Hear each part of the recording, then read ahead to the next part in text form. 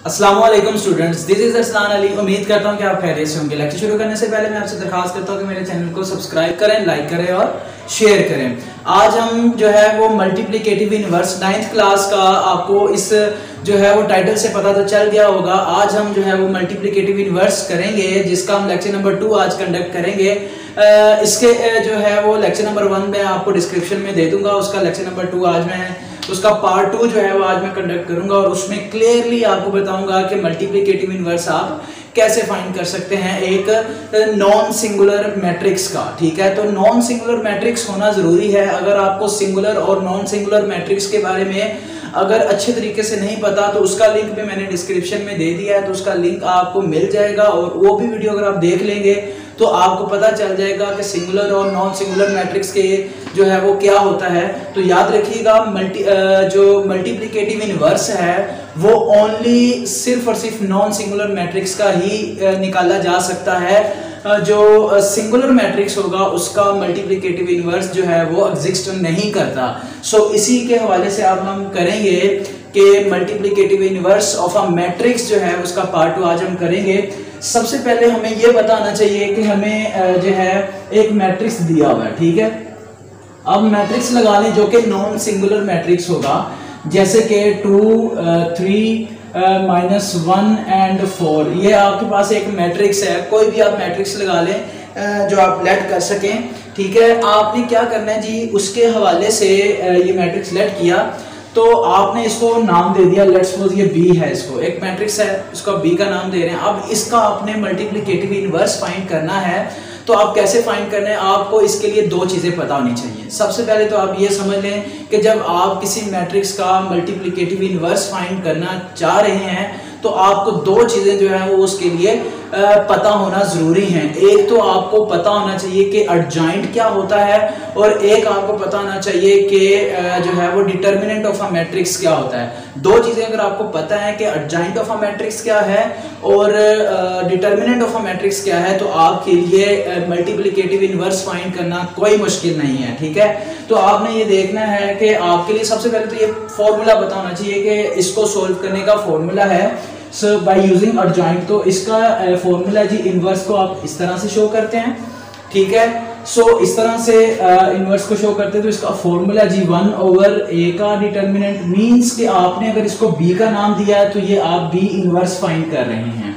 ठीक है जी, b इनवर्स, b का determinant into adjoint of b। ठीक है जी, ये आपको पता होना चाहिए कि आपने किसी भी मैट्रिक्स का मल्टीप्लिकेटिव इनवर्स फाइंड करना है तो आपको ये दो चीजें पता होनी चाहिए। ठीक है, आपको जब ये चीजें पता होंगी तो आप इजीली जो है वो इनवर्स फाइंड कर सकते हैं। तो आप देखें, सबसे पहले आपको क्या फाइंड करना है जी, डिटर्मिनेंट फाइंड करना है। जब आप डिटर्मिनेंट फाइंड कर चुके होंगे तो आपको फिर एडजॉइंट फाइंड करना है। एडजॉइंट फाइंड करके आप इस फॉर्मूले के अंदर पुट करेंगे so that your multiplicative inverse. तो first of all we find determinant. ठीक है, आप डिटर्मिनेंट फाइंड करेंगे तो आपको पता है कि डिटर्मिनेंट आप कैसे फाइंड करते हैं। सो आप इस तरह से डिटर्मिनेंट फाइंड करेंगे 2 3 -1 एंड 4। सो ये डिटर्मिनेंट फाइंड करने का तरीका। डिटर्मिनेंट कैसे फाइंड करेंगे, इसको इससे मल्टीप्लाई कर देंगे और इसको इससे मल्टीप्लाई कर देंगे। सो 2 को 4 से मल्टीप्लाई करेंगे, 2 × 4।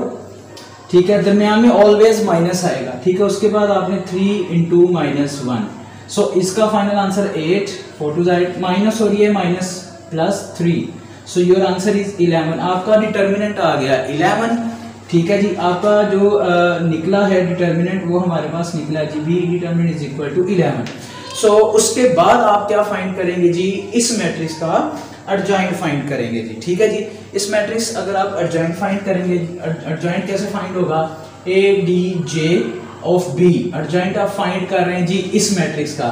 एडजॉइंट आप कैसे फाइंड करेंगे, इन दोनों की प्लेसेस को चेंज करना है, 4 ऊपर 2 नीचे, प्लेसेस को चेंज करना है, इन दोनों के साइन चेंज करने हैं। 1 हो गया, माइनस है तो प्लस हो गया, ऊपर -1। ठीक है जी, एडजॉइंट आप कैसे निकालेंगे, इन दोनों की प्लेसेस चेंज, इन दोनों के साइन चेंज, या फिर इन दोनों की प्लेसेस चेंज कर दे और इन दोनों के साइन चेंज कर दे। कोई रटलाइजेशन नहीं है, बस आपने कॉन्सेप्ट रखना है कि दो की आपने जो है वो जगह चेंज करनी है और दो के साइन चेंज करने हैं। ठीक है, ये हो गया हमारा एडजॉइंट भी फाइंड हो गया। ठीक है, अब उसके बाद आपने सिंपल इसको जो है वो फॉर्मूले में पुट कर देना है। 1/b का determinant into adjoint of B. ठीक है जी, आप इस फॉर्मूले में पुट करेंगे पुटिंग। ठीक है जी, वैल्यूज आप पुट कर रहे हैं जी। देखें 1 ओवर बी का डिटर्मिनेंट क्या आया हुआ है 11 इंटू एडजॉइंट ऑफ बी क्या है हमारे पास 4 - 3 1 2।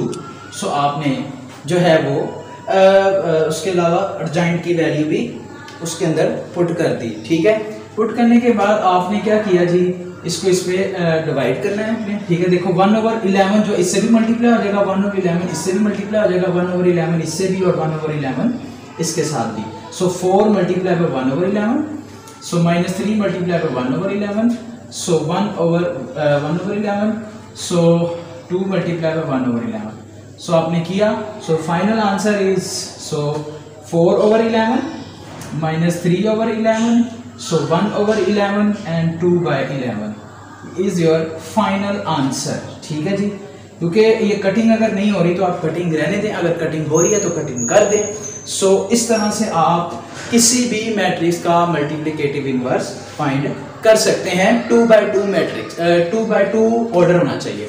3x3 का कोई और सीन है। ठीक है, 3x3 का भी इंशाल्लाह मैं आपको बताऊंगा, लेकिन 2x2 का जो ऑर्डर का जो मैट्रिक्स है उसका आप इनवर्स इस तरह से फाइंड करेंगे जी। ठीक है जी, तो इस तरह से आपको समझ आ जाएगी। अगर आपको समझ नहीं आती तो आप कमेंट सेक्शन में पूछ सकते हैं। मज़ीद मेरी वीडियोस को देखें, लाइक करें, सब्सक्राइब करें। तब तक के लिए दे इजाज़त।